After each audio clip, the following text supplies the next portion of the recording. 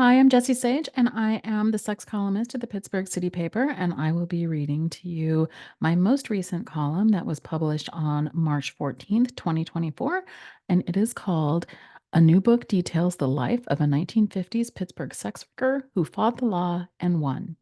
By way of a content warning, I just want to let you know that there is mention of suicide in this piece. Okay, here we go. When Jason Curran was growing up in Pittsburgh, he knew his family was unconventional. His parents were disco dancers, and it was common knowledge within the family that his grandmother was a prostitute who, in 1957, shot a cop. And not just any cop, the head of Pittsburgh's vice squad.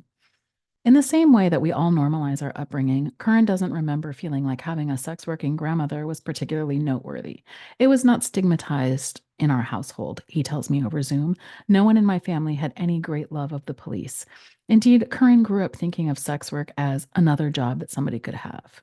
And yet, while his grandmother's job and story were normalized, she died before Curran was born, until he started researching her story for his recent book, From the Furnace with Love, a multi-generational tapestry of Shirley Cavanagh, which was published on December 17th, 2023, which is the International Day to End Violence Against Sex Workers, like a Sex Worker Memorial Day. He didn't understand the impact she had on his life. He hadn't connected the dots between the two of them by way of his mother. The process of telling her story revealed the complex ways that both trauma and love were passed down through his family line. The story of his grandmother, Shirley Cavanagh, is remarkable on its own. She was born in Pittsburgh during the Great Depression. In the book, Curran describes her life as one informed by scarcity, pollution, and trauma. She spent her teenage years in and out of institutions, foster care, and abusive family situations. Throughout her 20s, she gave birth to four children, none of whom she maintained custody of due to myriad tragic circumstances, worked in a brothel, and had a tumultuous love affair with the police chief who was using her as an informant. She also accidentally shot him in a public setting and had the city of Pittsburgh stand by her and offer her aid throughout the trial. Why would a community stick up for a woman with a dubious past who shot a cop? The answer, as detailed in the book, is complicated, but put simply, the officer summoned Kavanaugh to the bar. He was drunk and belligerent and pulled a gun on her. She batted it away, which resulted in him getting shot by his own weapon. At first, he denied Kavanaugh was even present at the shooting, but it was public. People knew. Also, he was married, which didn't look good. The entire debacle really was his fault, and incredibly, the public could see that.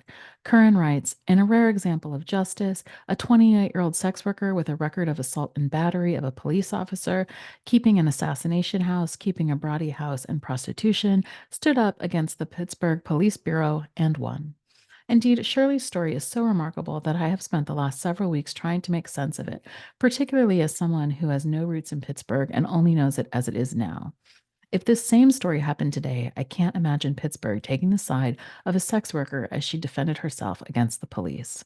Yet in 1957, Pittsburgh women wrote public statements saying that they would discourage their husbands from joining the police force. Random citizens sent her money and offered Shirley a place to stay when she was released from jail, and the ACLU offered to step in and help. This last one I actually can't imagine because when I was an organizer with the Sex Worker Outreach Project Pittsburgh, the ACLU was our biggest ally. It is not just that Shirley won her case and was granted freedom, though she was. It is also that her case had a very real impact on the Pittsburgh Police Department. Curran writes, the judge's punishment, reprimands, and shuffling of the police officers involved ultimately result of the officers involved ultimately resulted in the full disbandment of the police vice and narcotics squad. I can only guess that Shirley's outcome is the result of some combination of her whiteness, the working class solidarity of the time, and the fact that second wave feminism, with its insistence that sex workers are co conspirators in the subjugation of women, had yet to take hold. In the 1990s, Shirley's three remaining children, including Kernan's mother, found each other in an attempt to understand where they came from, began to piece together their mom's story. A story as complex as Shirley's, though, requires some tenacity, a quality which Shirley's three kids did not possess. Each of them was afflicted with mental illness, drug use, alcoholism, and genetics, Curran writes. Like Shirley, her children too lived in a society devoid of support for their needs as humans with chemical imbalances. The struggle caused them to shelf their entire project and part ways in 1999.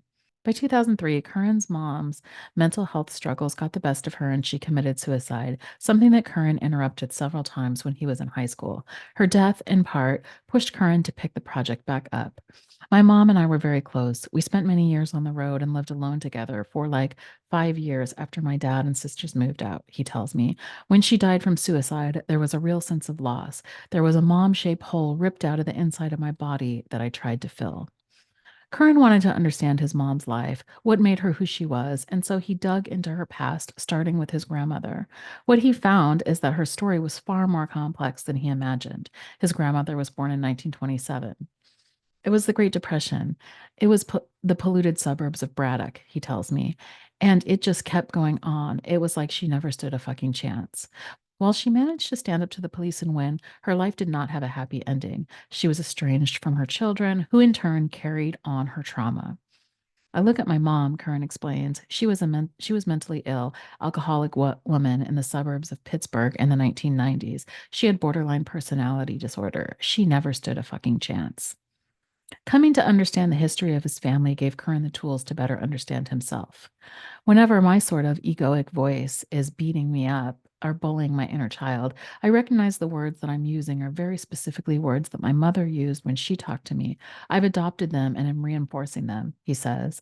He can trace the lineage of his thoughts to his mother, and his research allowed him to trace it even further to his grandmother. But putting both women in the context also opened up space for him to deepen his love of them.